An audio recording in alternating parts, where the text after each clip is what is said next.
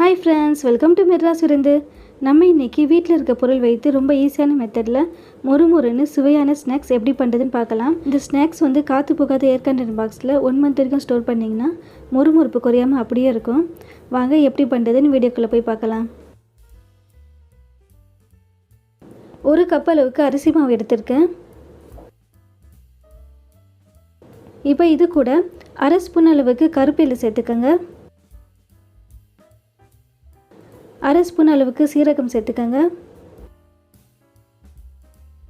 1/4 ஸ்பூனுக்கும் குறைவா மஞ்சள் பொடி சேர்த்துக்கங்க. தேவையான அளவுக்கு உப்பு சேர்த்துக்கங்க. இப்போ இந்த மாவு நல்லா ஒரே ஈவனா மிக்ஸ் பண்ணி விட்டுக்கங்க. ஸ்நாக்ஸ் நல்லா கிறிஸ்பியா வரதுக்காக மாவுல வந்து பட்டர், நெய், எண்ணெய் இந்த மாதிரி ஆட் பண்ணி பிணைஞ்சுப்போம். பட் அது மாதிரி எதுவுமே இல்லை ஆட் பண்ணிக்க தேவையில்லை. அதுக்கு பதில் ஒரு சின்ன ட்ரிக்ஸ் மட்டும் தான் யூஸ் பண்ண போகிறோம். அப்படி பண்ணோன்னா பார்த்தீங்கன்னா மொறுமொறுப்பு வந்து ரொம்ப நல்லா வரும். எதுவும் இல்லைங்க, ஸ்டவ் லோ ஃப்ளேமில் வச்சுட்டு மாவு வந்து லைட்டாக வதக்கிக்கலாம். ஒரு 5 மினிட்ஸ் மட்டும் மாவு வதக்கிட்டால் போதும். மாவுடைய கலரும் சேஞ்ச் ஆகக்கூடாது. இதை மாதிரி செய்கிறதுனால பார்த்தீங்கன்னா இந்த ஸ்நாக்ஸ் நல்லா கிறிஸ்பியாக வரும். அது மட்டும் இல்லாமல் 1 மந்த் வரைக்கும் அந்த கிறிஸ்பினஸ் வந்து குறையாமல் அப்படியே இருக்கும். அவ்வளோதாங்க, மாவு வதங்கிடுச்சு. இப்போ ஸ்டவ் ஆஃப் பண்ணிக்கலாம். இப்போ இது ஒரு பவுலில் ட்ரான்ஸ்ஃபர் பண்ணிக்கோங்க. இப்போ இந்த மாவு பிணைறதுக்கு பார்த்தீங்கன்னா நல்லா சுடு தண்ணி தான் யூஸ் பண்ணணும். லைட்டான சூடாக இருக்கக்கூடாது, தண்ணி நல்லா கொதித்து சூடாக இருக்கணும். இப்போ பாருங்கள், எல்லா மாவும் பவுலில் ட்ரான்ஸ்ஃபர் பண்ணியாச்சு. இப்போ சுடு தண்ணி ஊற்றி பிணைஞ்சிக்கலாம். தண்ணி பாருங்கள் எந்த அளவுக்கு சூடாக இருக்குன்னு. இந்த அளவுக்கு தான் தண்ணி நல்லா கொதிக்க வச்சு சூடாக இருக்கணும். இப்போ ஒரு ஸ்பூன் வச்சு மாவு மிக்ஸ் பண்ணி விடுங்க, ஏன்னா ரொம்ப சூடாக இருக்கும். தண்ணி வந்துட்டு கொஞ்சம் கொஞ்சமாக ஆட் பண்ணி இதை மாதிரி கிளறி விட்டுக்கணும். இப்போ அரிசி மாவு பார்த்தீங்கன்னா வந்து தண்ணியுடைய அளவு வந்து சொல்ல முடியாது. ஏன்னா வந்து சில அரிசி பார்த்தீங்கன்னா அதிகமான தண்ணி இழுக்கும். சில அரிசி கொஞ்சம் தண்ணி சேர்த்தாலே வந்துட்டு அதுக்கேற்ற பதம் வந்துடும். இதை மாதிரி கொஞ்சம் கொஞ்சமாக ஆட் பண்ணிக்கோங்க. அதாவது சப்பாத்தி மாவு பதத்துக்கு வந்து மாவு பிணையணும், அந்த அளவுக்கு தண்ணி சேர்த்துக்கோங்க. சப்போஸ் மாவில் தண்ணி கொஞ்சம் அதிகமாக ஆட் பண்ணிட்டீங்கன்னா கொஞ்சம் மாவு வறுத்து ஆட் பண்ணிக்கோங்க. மாவு கையில் தொடுற அளவுக்கு சூடு குறைஞ்சதும் மாவு பிணைஞ்சிக்கோங்க. இப்போ பாருங்கள், சூடு வந்து ஓரளவுக்கு ஆறிடுச்சு. இப்போ சப்பாத்தி மாவு பதத்துக்கு இந்த மாவு பிணைஞ்சிக்கோங்க.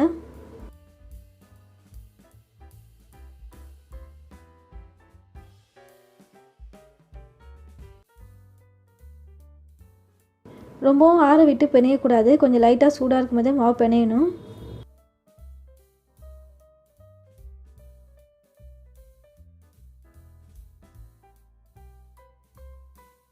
இப்போ பாருங்கள், மாவு ஃபுல்லாக பிணைஞ்சாச்சு. மாவு 5லேருந்து 10 நிமிஷம் அளவுக்கு ஊறணும். இது அரிசி மாவு, அது மட்டும் இல்லாமல் வறுத்து சேர்த்துருக்கோம். சுடு தண்ணியும் சேர்த்துருக்கனால மேலே சீக்கிரமாக ட்ரை ஆகிடும். அதுக்காக மேலே ஒரு ஸ்பூன் மட்டும் எண்ணெய் விட்டு ஃபுல்லாக ஸ்ப்ரெட் பண்ணி வச்சுருங்க. இப்போ ஒரு மூடி போட்டு மூடி வச்சிடலாம். இப்போ பாருங்கள், 10 நிமிஷம் ஆகிடுச்சு. ஓப்பன் பண்ணி பார்க்கலாம். பார்க்கும்போது உங்களுக்கே நல்லா தெரியும், நல்லா சாஃப்டாக இருக்குது பாருங்கள். இப்போ நான் வந்து கம்மியான குவான்டிட்டி பண்ணியிருக்கனால நான் ஜஸ்ட்டு மூடி போட்டு மூடி வச்சுருக்கேன். இதே நீங்கள் அதிகமான குவான்டிட்டியில் பண்ணுறதா இருந்தால் ஒரு காட்டன் துணி தண்ணியில் நனைச்சி மூடிக்கு பதில் அந்த மாவு மேலே இந்த துணியை மூடி வைக்கணும். இப்போ பாருங்கள், கொஞ்சமாக நான் மாவு எடுத்திருக்கேன். இப்போ இந்த மாவு கொஞ்சம் கொஞ்சமாக இந்த மாதிரி கிள்ளி ஒரு பிளேட்டில் வச்சுக்கோங்க. இப்படி பண்ணுறதுனால உங்களுக்கு கொஞ்சம் வேலை சீக்கிரமாக ஆகும்.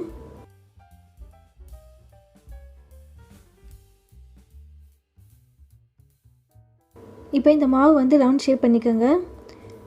இதை மாதிரி ரவுண்ட் ஷேப் பண்ணிவிட்டு அதுக்கப்புறமா இந்த மாவு கீழே வச்சு சிலிண்டர் ஷேப் பண்ணிக்கணும். இப்போ பாருங்கள், இதே மாதிரி தான் செய்யணும். இன்னும் ஒன்று கூட செஞ்சு காமிக்கிறேன் பாருங்கள். ஃபஸ்ட்டு ரவுண்ட் ஷேப் பண்ணிக்கோங்க. அதுக்கப்புறமா கீழே இது மாதிரி மாவு வச்சு சிலிண்டர் ஷேப் பண்ணிக்கணும். இது மாதிரி நல்லா லெஃப்ட் ஃபிங்கர் படிகிற மாதிரி பண்ணுங்கள், அப்போ அந்த ஷேப் பார்க்குறதுக்கு நல்லாயிருக்கும். பாருங்கள், எல்லா மாவுலையும் செஞ்சாச்சு. இப்போ இது எல்லாமே ஃப்ரை பண்ணணும். எண்ணெய் வந்து ரொம்ப சூடாக இருக்கக்கூடாது, எண்ணெய் லைட்டான சூடாக தான் இருக்கணும். ஸ்டவ் லோ ஃப்ளேமில் வச்சுக்கோங்க. இப்போ ஒன்று ஒன்றா சேர்த்துக்கோங்க. இப்படி சேர்க்கும்போது ஸ்டவ் லோ ஃப்ளேமில் வச்சு தான் சேர்க்கணும். கொஞ்சம் ஃப்ரை ஆனதும் அதுக்கப்புறமா ஸ்டவ் மீடியம் ஃப்ளேமில் மாற்றிக்கோங்க. அதே மாதிரி ஸ்டவ் ஹை ஃப்ளேமில் வச்சு ஃப்ரை பண்ணக்கூடாது.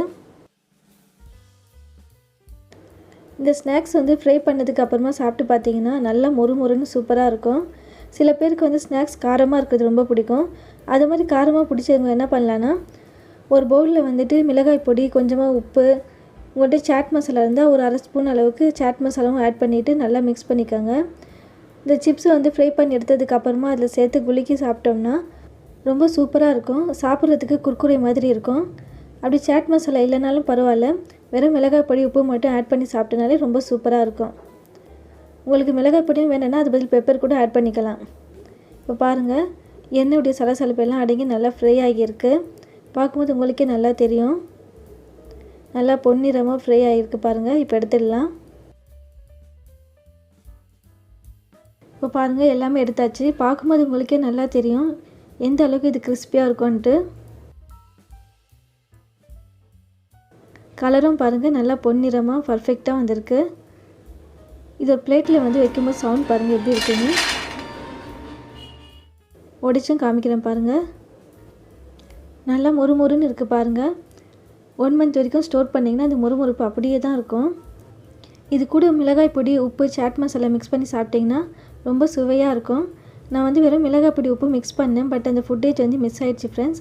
நீங்கள் கண்டிப்பாக ட்ரை பண்ணி பாருங்கள். உங்களுக்கு இந்த ரெசிபி பிடிச்சிருந்துச்சுன்னா வீட்டில் ட்ரை பண்ணி பார்த்துட்டு எப்படி இருந்துச்சு எனக்கு கமெண்ட்டில் ஷேர் பண்ணுங்கள். ஃப்ரெண்ட்ஸ், ஃபேமிலி வேறு யாருக்காவது இந்த ரெசிபி தேவைப்பட்டாலும் இந்த வீடியோ ஷேர் பண்ணி விடுங்க. மறக்காமல் நம்ம மெட்ராஸ் விருந்து சேனலுக்கும் சப்ஸ்கிரைப் பண்ணிக்கோங்க. தேங்க்யூ.